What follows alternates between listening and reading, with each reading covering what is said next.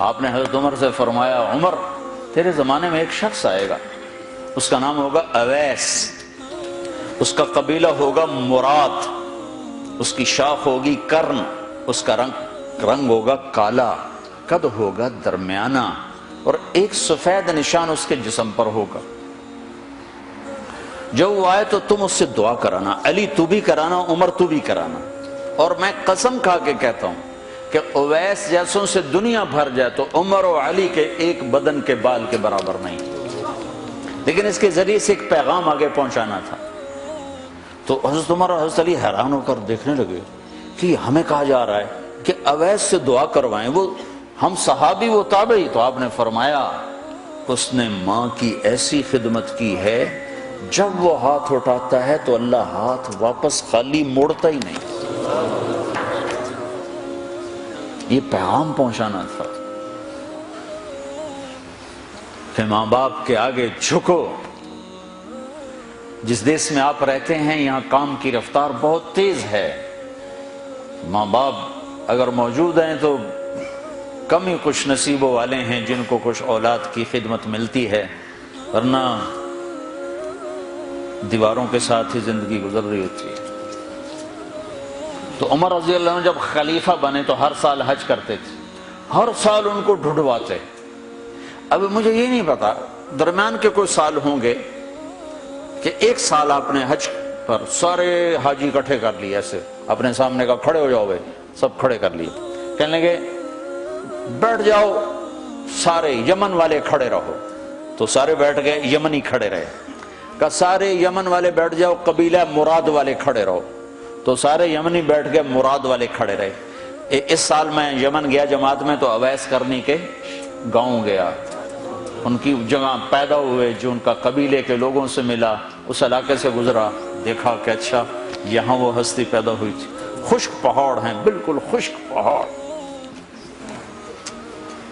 پھر آپ نے کہا مراد والے بیٹھ جاؤ، قرن والے کھڑے رہو، تو صرف ایک آدمی باقی بچا۔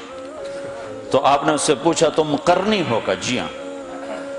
اویس کو جانتے ہو؟ کہ جانتا ہوں، میرا سگا بھتیجا ہے، میرے بھائی کا بیٹا، لیکن وہ تو تھوڑا پاگل سا ہے، آپ اس کا کیوں پوچھ رہے ہیں؟ تو عمر رضی اللہ تعالیٰ عنہ رونے لگے، کہا وہ نہیں، تو پاگل نظر آتا ہے۔ پھر آپ نے پوچھا کدھر ہے؟ آیا ہوا ہے حج میں ہے؟ کہ جی ہے۔ کدھر ہے؟ کہ جو اونٹ چرانے نکلا تھا عرفات کی طرف۔ تو حضرت عمر نے حضرت علی کو ساتھ لیا اور دوڑ لگائی اور پہنچے عرفات کی طرف، تو دیکھا تو ایک آدمی ایک کیکر کے درخت کے نیچے نفل پڑ رہا اور اونٹ اس کے چاروں طرف چل رہے۔ تو یہ دونوں حضرات بیٹھ گئے، تو انہوں نے اویس نے محسوس کیا کچھ آ گئے لوگ، تو انہوں نے نماز مختصر کر دی، سلام پھیرا۔ تو حضرت عمر نے پوچھا کون ہو بھائی؟ کہا جی مزدور ہوں۔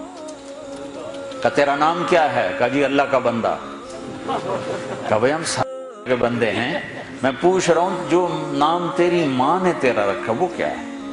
تو وہ تو پہچانتا نہیں تھا کہ عمر کون ہے، علی کون ہے، وہ تو پہلی دفعہ حج پہ آیا تھا۔ وہ کہنے لگا تم کون ہو میرا انٹرویو کرنے والے؟ انٹرویو تو میں اپنی طرف سے کہہ رہا ہوں۔ میں کہا تم کون ہو میرا پوچھنے والے؟ تو حضرت علی بولے یہ امیر المومنین ہیں عمر بن خطاب اور میں ہوں علی بن ابی طالب۔ پھر وہ ایسے ایک دم گھبرائے، دونوں کو سلام کیا، میں معذرت چاہتا ہوں میں نے پہچانا نہیں۔